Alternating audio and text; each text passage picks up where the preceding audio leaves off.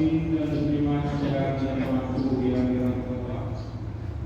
Alhamdulillah pada berbahagia ini kita kembali di masjid yang berbahagia ini dalam rangka kegiatan Al-Abadu yang telah dilaksanakan pada pagi hari ini di Masjid Al-Adha yang didahului dengan pemandang subuh dan bersaja dilaksanakan sholat subuh secara berjamaah.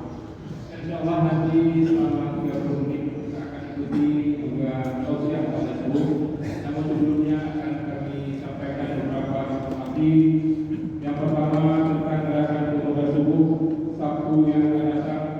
Insyaallah kita akan berkunjung ke Masjid Tugu Muda Kuala, Kampung Banyak, Kecamatan Muara 1. Untuk GPS yang akan datang, kita akan berkunjung ke Masjid Tugu Muda Kuala, Kampung Banyak, Kecamatan Muara 1. Dan untuk kegiatan silang Muhammad subuh, insyaallah Sabtu yang minggu yang akan datang, kita akan berkunjung ke Masjid Babul Huda Konvoy, Kecamatan Muara 2. SMS Ahad yang akan datang, kita akan berkunjung ke Masjid Babul Huda Konvoy, Kecamatan Muara 2. Selanjutnya kami informasikan tentang kas SMI. Alhamdulillah sampai dengan saat ini sudah berjumlah 233.222 rupiah.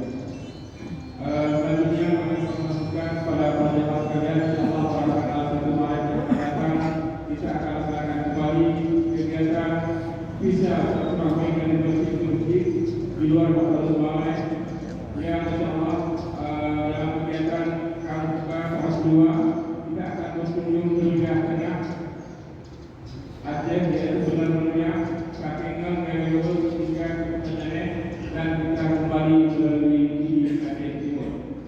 Para penjamaah sekalian yang ingin ikut serta dalam kegiatan ini supaya dapat mempersiapkan kendaraan karena seluruh biaya yang berkenaan dengan kegiatan ini ditanggung oleh jemaah masing-masing. Dan kami mohon kepada penjamaah yang berserta akan dapat mendaftarkan diri kepada kami di SMS. Hari ini yang dirahmati Allah.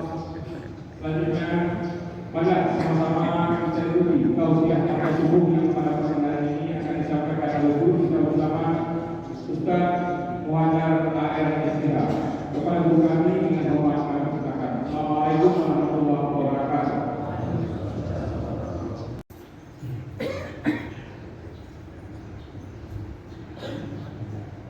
Bismillahirrahmanirrahim. Assalamualaikum warahmatullahi wabarakatuh.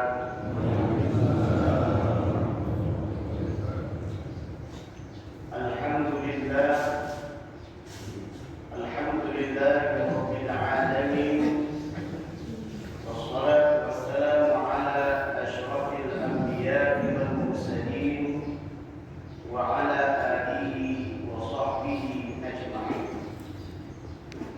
A'udzu billahi minasyaitonir rajim.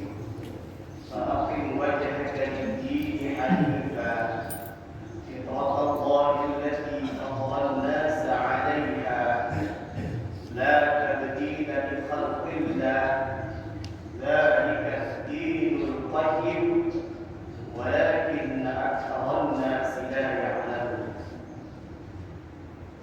Para jemaah salat subuh yang dimuliakan Allah Subhanahu wa taala, ini kita renungkan sebuah ayat Allah yang terdapat di dalam surah Ar-Rum ayat 30. Secara umum di dalam ayat ini Allah Subhanahu wa taala memerintahkan kepada kita untuk mengikhlaskan diri kita dalam beribadah kepada Allah Subhanahu wa taala. Sekaligus Allah Subhanahu wa taala memerintahkan kita senantiasa untuk menegakkan agama-Nya. Jamaah rahimakumullah, mari kita lihat dari penggalan kalimat di dalam ayat ini. Semoga satu ayat yang kita bahas ini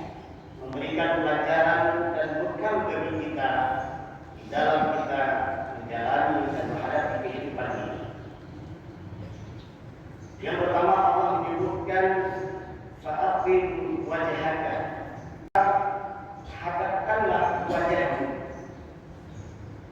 Di sini Allah Subhanahu wa taala memerintahkan kepada Nabi Muhammad SAW dan umatnya untuk menghadap kepada Allah Subhanahu wa taala wajahnya, bermakna hendaklah mereka berpegang pada dinullah, hendaklah mereka berpegang pada dinul Islam. Di sini digunakan kaidah wajah. Biasanya dalam kehidupan kita, ketika seseorang sudah menghadapkan wajahnya, berarti hatinya, jiwanya, pikirannya, maka fisiknya pun akan ikut. Itu dalam makna khusus. Dalam makna umum seharusnya segala potensi yang kita miliki dari diri kita, jiwa kita, keluarga kita, harta kita, pangkat dan jabatan kita, kegiatan-kegiatan yang kita lakukan, hatta kita seorang pimpinan tertinggi sekalipun, mengoptimalkan, memaksimalkan kepada apa? Kalimat selanjutnya adalah Lidini Hanifah, kepada agama Allah Subhanahu wa taala. Ini yang pertama. Kita ulang kalimatnya. Dengan perjalanan singkat kehidupan dunia yang kita jalani, umur yang hanya sekali Allah berikan kepada kita, sebelum ajal menjemput kita, maka sebagian dari saudara-saudara kita yang sebelumnya bersama kita, ternyata mereka itu dipanggil oleh Allah Subhanahu wa taala. Dan baru-baru ini seorang dai kita, almarhum Imran Ismail, berdakwah umum kita, yang senantiasa kita mendengar tausiah beliau, yang senantiasa beliau berkeliling bukan hanya Aceh, dan bahkan beberapa tempat dan negara mereka berkunjung untuk mendakwah kepada Allah. Kita doakan semoga beliau bertempatkan. Amin. Dalam surga Allah Subhanahu wa taala. Semoga keluarga yang ditinggalkan diberikan kesabaran dan ketabahan. Dan kita hari ini yang masih hidup diberikan kesempatan oleh Allah Subhanahu wa taala, bagaimana kita berusaha untuk memanfaatkan kehidupan ini. Sebagaimana kalimat awal yang Allah sebutkan di dalam surat An-Nur ayat 30 ini, faqim wajhaka lidini hanifah. Gerakkan semua potensi yang kita miliki adalah kesempatan hidup yang ada miliki adalah lidini hanifah, pada agama yang benar, agama yang datangnya dari Allah Subhanahu wa taala, di mana di dalam Islam itu sendiri ada nilai-nilai keimanan yang itu hadir, yang itu ada, terpatri di dalam jiwa kita. Ada nilai-nilai kejujuran yang itu ada di dalam hati kita. Ada nilai tauhid yang itu ada di dalam hati kita. Tapi semua orang bisa merasakan getaran tauhid dalam hatinya. Semua orang bisa merasakan nilai kebenaran itu hadir dalam hati nuraninya. Maka dia kebenaran, kejujuran, kebaikan, ketauhidan, keimanan yang kita yakini Allah sebagai Rabb kita, itu ada di dalam hati kita. Yang itu pun diucapkan oleh lisan kita. Wa amal bil arkan, dibuktikan dengan fisik kita menyembah kepada Allah. Iyyaka na'budu wa iyyaka nasta'in. Hanya kepada Allah kita menyembah dan hanya kepada Allah kita meminta. Jangan menyembah kepada manusia dan jangan meminta kepada manusia karena dia itu makhluk. Yang namanya makhluk itu lemah, sedangkan Allah itu maha kuat.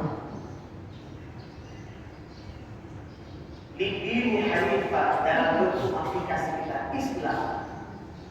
Masya Allah. Waktu berjamaah, apalagi di sholat subuh seperti ini bentuk daripada nilai keislaman yang kita laksanakan. Karena Islam itu sendiri bermakna wajah. Islam itu bermakna tampilan.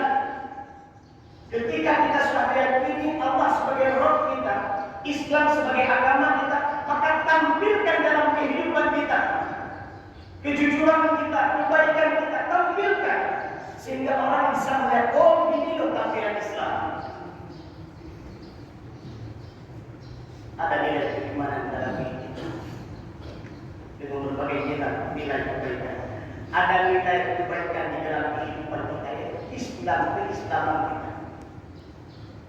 Kemudian ihsan, beriman dengan iman terbaik, beramal dengan amal terbaik.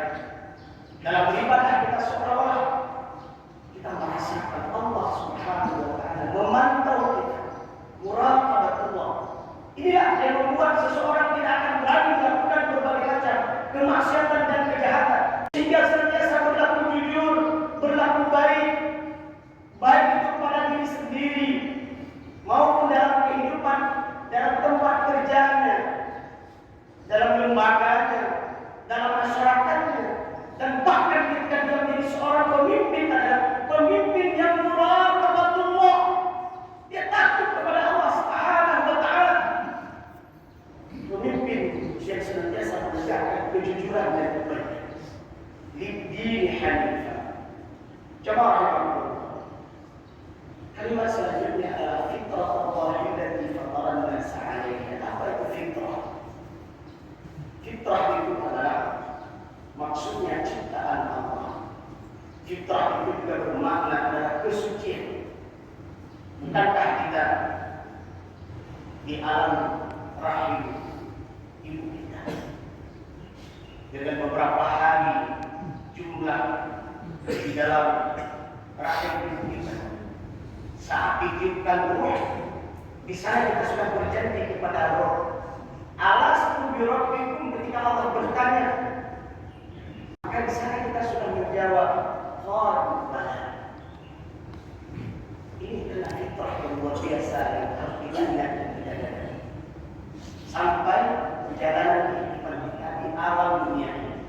Maka Rasulullah mewanti-wanti kita, ia akan merusak fitrah kita, ia akan merusak tauhid kita, ia akan merusak agama kita, ia akan merusak keyakinan kita. Allah yuhawidani au nasrah, yaitu kedua orang tuanya dan lingkungan di sekitar. Maka seorang mukmin yang baik senantiasa menjaga dirinya, merawat dirinya dengan segala sesuatu fitnah. Saya ulang kembali, dengan segala sesuatu fitnah, baik fitnah itu yang datang dari dirinya, sebagaimana Allah menyebutkan di dalam surah An-Nas, min syarril waswasil khannas. Ada kejahatan yang berbisik di dalam diri kita, mengajak pada nilai kejahatan. Ya, itu yang tak tampak ada di dalam hati kita. Min syarril waswasil khannas, sesuatu yang tidak baik yang membisikkan dalam diri kita. Maka seorang mukmin yang baik akan berusaha untuk tidak mendengar bisikan yang tidak baik itu, dan bahkan yang berusaha untuk menghilangkannya. Itu yang tidak nampak, tapi bisa kita sadar. Yang kedua apa? Wanas. Nah ini syaitan yang nampak. Dalam surah An-Nas Allah menyebutkan manusia. Bisa saja teman dekat kita, bisa saja pasangan hidup kita, bisa saja atasan kita, bisa saja bawahan kita, bisa saja orang-orang yang ada di sekitar kita, atau bahkan sesuatu yang tidak bukan berbentuk jin atau bukan berbentuk manusia, hatta berbentuk IT sekalipun, teknologi. Ada bentuk-bentuk dari teknologi yang didesain sedemikian rupa untuk menciptakan berbagai macam bentuk kejahatan dan kezaliman. Itu yang ada. Itu kita sampaikan syaitan dalam bentuk modern hari ini. Allah menyebutkan dalam surah An-Nas dua jenis syaitan. Syaitan yang ada dalam hati kita, bisikan kejahatan. Syaitan yang kedua, syaitan yang berbentuk manusia. Ada syaitan yang ketiga hari ini yang menimbulkan berbagai macam fitnah dan kezaliman serta kejahatan. Syaitan apa? Syaitan IT, teknologi. Maka ada sebuah kalimat melek IT. Ini apa maksudnya? Budil, dah IT yang benar, dah IT yang salah. Hati-hati. Coba. Selanjutnya kalimatnya adalah la tabdila li khalqillah, tidak ada yang bisa merubah ciptaan Allah. Agama Islam itu benar